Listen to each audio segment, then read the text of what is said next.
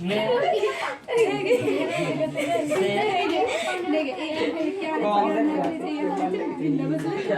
किसी अभाज्य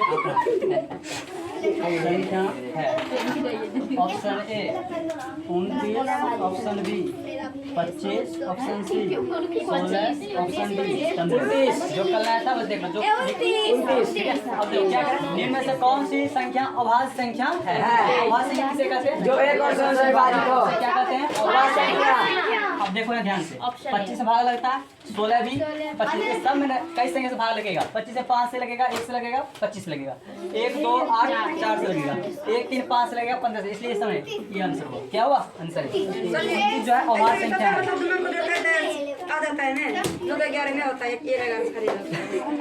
दूसरा क्वेश्चन, ठीक है, यस, जो कल नहीं लिखा था आज लिख लेगा। ठीक है,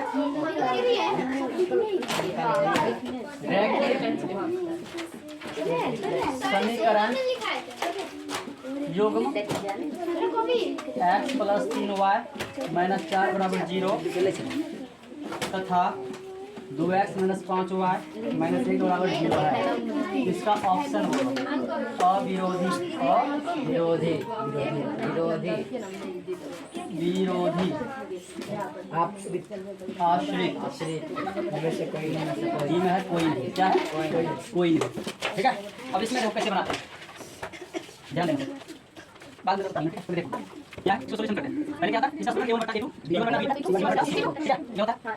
पहले इसका विरोधी क्या होता है? ठीक है, और विरोधी इसी बोलते हैं संगत। क्या बोलते हैं? संगत। इसी बोलते हैं एक हल। क्या बोलते हैं?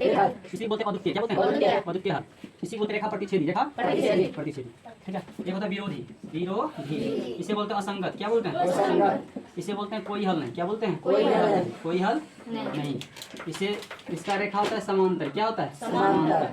ठीक है, एक होता है आश्रित। क्या होता है? आश्रित, आश्रित। इसी को बोलते हैं संपाती। क्या बोलते हैं? संपाती।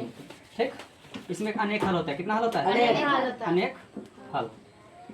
ये भी संगत होता है, ये भी संगत होता है, संगत होता है। और एक होता है संपाती। अलग क्या होता है? संपाती। इतना समझ गया? ठीक, अगर नोट करेगा इसको नोट कर लेना। अब यहाँ ध्यान देना, a1 का मान कितना है? 1। ठीक, a2 का मान कितना है? 2। b1 का मान कितना है? 3। b2 का मान कितना है? -5। अब देखो यही तो बराबर नहीं हुआ, बराबर नहीं है। बराबर नहीं है तो कौन होगा आंसर? विरोधी या अविरोधी? एक हो गया, विरोधी मतलब विरोधी हो गया।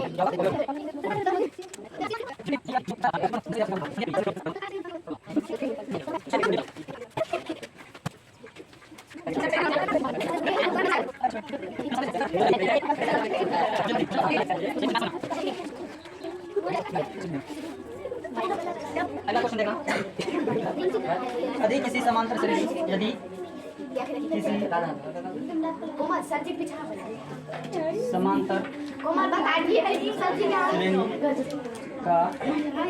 छठा और 12वां पद 13 और 25 है तो इसका पहला पद है option A 4, option B 3, option C 2, option D 5। ठीक है, इसमें क्या, यदि किसी समांतर श्रेणी का छठा और 12वां पद 13 है तो 25 है तो इसका पहला पद ज्ञात करें। सॉल्यूशन क्या कहता है? छठा पद, जब छठा पद का था तो मैं क्या लिखा था? 5D लिखा था ना पहले। लिखेंगे a प्लस छठा पद कह रहा है ना तो 5D बराबर कितना?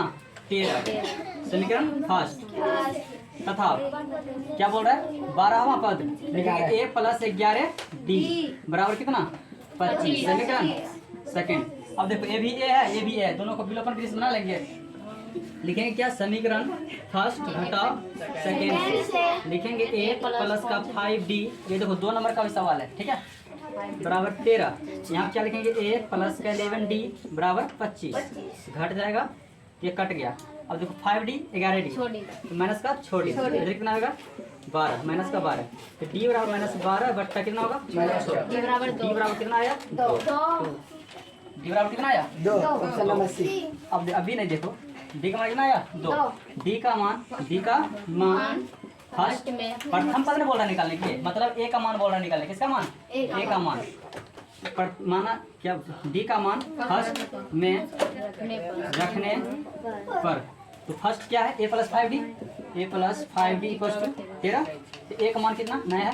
प्लस 5। डी का मान कितना है? 2 बराबर 3। तो ए प्लस 5 गुना 10 बराबर 13। तो ए बराबर 13 माइनस 10, ए बराबर कितना हो गया? 3। तो ए को ही तो बोलते हैं प्रथम पद। अतः प्रथम पद बराबर 3, आंसर ऑप्शन बी। ठीक है, बताओ फर्स्ट।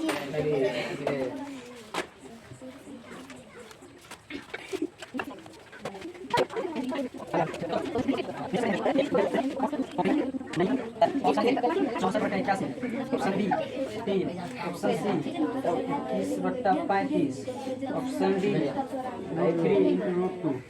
देखो ध्यान देना यहाँ पे, बात लिखना। निम्न में से कौन अपरिमेय संख्या नहीं है? अपरिमेय नहीं है। अगर कहा था अपरिमेय नहीं है तो मतलब क्या है? परिमेय। अब ध्यान देना, ये क्या है? √3। अपरिमेय इसका वर्गमूल निकलेगा ना, ये तो हो गया अपरिमेय। 21 का वर्गमूल निकलता है, ये भी हो गया अपरिमेय। √3 √2 इसका भी वर्गमूल निकलता है अपरिमेय, ये भी अपरिमेय, ये भी अपरिमेय, ये भी अपरिमेय, लेकिन इसका वर्गमूल निकलता है अपरिमेय नहीं है। Answer A. समझा? अगला क्वेश्चन नंबर 5। क्वेश्चन नंबर 5, कार्तीय तल में स्थित, क्वेश्चन क्या है? कार्तीय तल में स्थित किसी बिंदु 3-4 के कोटि का मान है।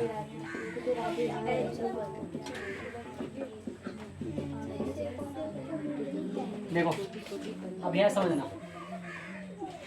चला गया था।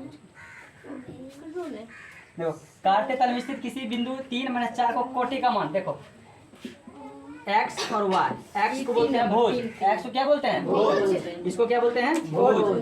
क्या बोलते हैं? भुज। भुज। y को बोलते हैं कोटि।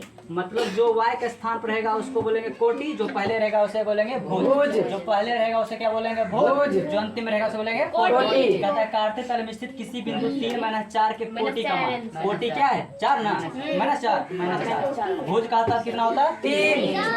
कोटि वहाँ पे कोटि लिखा है। टी है, टी कोटि। नीचे देखिए। तू देख रहे पर ध्यान दे चाहिए। देख रहा था, ध्यान देती है। तो क्या है? कोटि है। क्या है? कोटि। ये भी लिख लेना, ठीक है? इसको यहाँ लिख लिया कॉपी।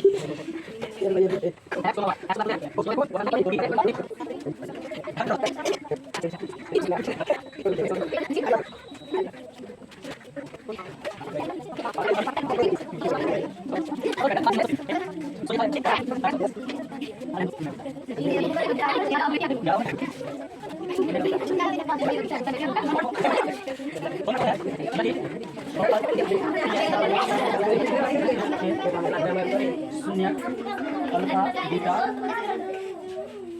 अल्फा बीटा का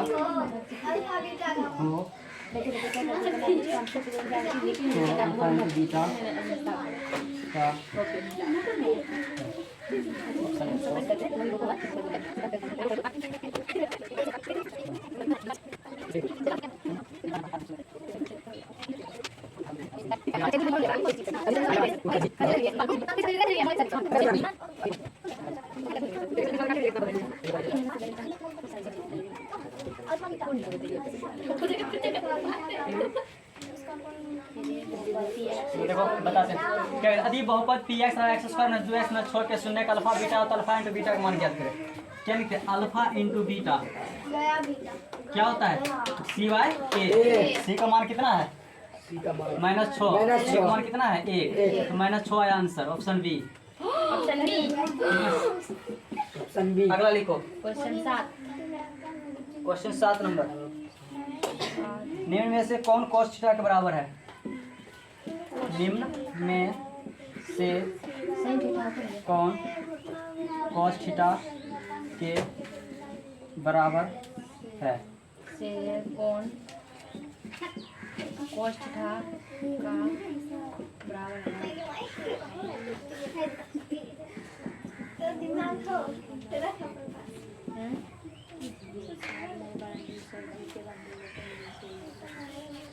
अब देखो ये कोष्ठक का सूत्र क्या होता है?